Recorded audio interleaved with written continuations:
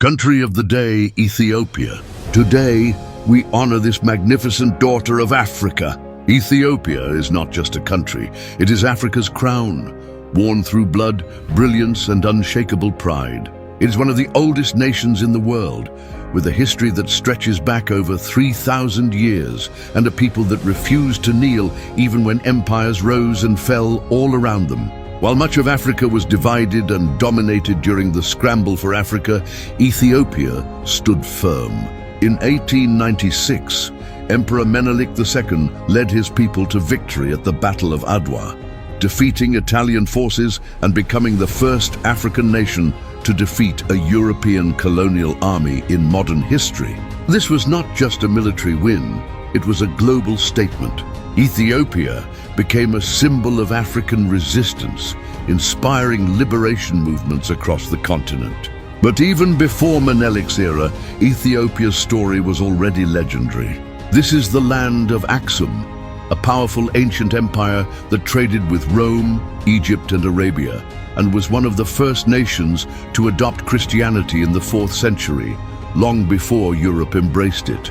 Ethiopia's Lalibela churches, carved entirely from rock in the 12th century, are architectural wonders that still stand today, a testament to Ethiopian faith and skill.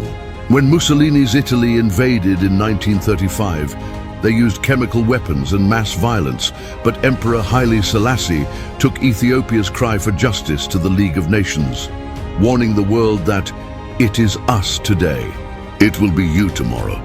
Though the fascists occupied the land, Ethiopia never surrendered sovereignty, and by 1941, with help from Allied and African forces, Italy was driven out. Haile Selassie wasn't just a leader, he was Africa's voice, founding the Organization of African Unity in Addis Ababa and laying the foundation for today's African Union. His speeches influenced civil rights leaders. His leadership sparked Pan-African movements, and his presence inspired Rastafarians, who saw him as divine, the Lion of Judah. Ethiopia is also one of the few African countries mentioned in the Bible by name. Its legacy is linked to ancient wisdom, the Queen of Sheba, and the Solomonic dynasty, believed to trace its bloodline to King Solomon and the Queen of Sheba, making Ethiopia one of the few nations that blends spiritual myth, royalty, and recorded history so seamlessly. It's also home to Lucy, Australopithecus afarensis, one of the oldest known human ancestors discovered in the Afar region. This discovery confirmed that human life began on African soil, and Ethiopia holds that origin. Today, Ethiopia is made up of over 80 ethnic groups and languages, from the Oromo and Amhara to Tigray and Somali communities. It is a deeply spiritual nation, where Orthodox chants, Islamic calls to prayer, and ancient Jewish traditions live side by side. Its Ge'ez script is uniquely Ethiopian. Its calendar is 7 to 8 years behind the Western world, making today in Ethiopia the year 2017. In recent times, Ethiopia showed the world its capacity for progress by electing Sahle-Work Zewde as the first female president in 2018, the only woman head of state in Africa at the time. While the position is symbolic, the message was clear: Ethiopia is evolving. And when it comes to athleticism, Ethiopia runs the world. From Haile Gebrselassie to Kenenisa Bekele, Deratu Tulu, and Tirunesh Dibaba, Ethiopian runners have dominated Olympic tracks for decades, earning gold and global respect with every step. Despite this greatness, Ethiopia has known hardship.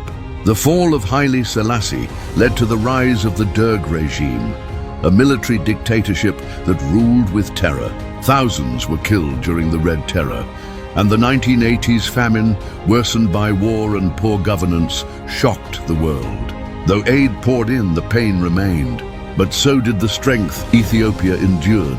Let's not forget the looting of Ethiopia's treasures, from sacred manuscripts to golden crowns, taken during invasions and still held in Western museums today.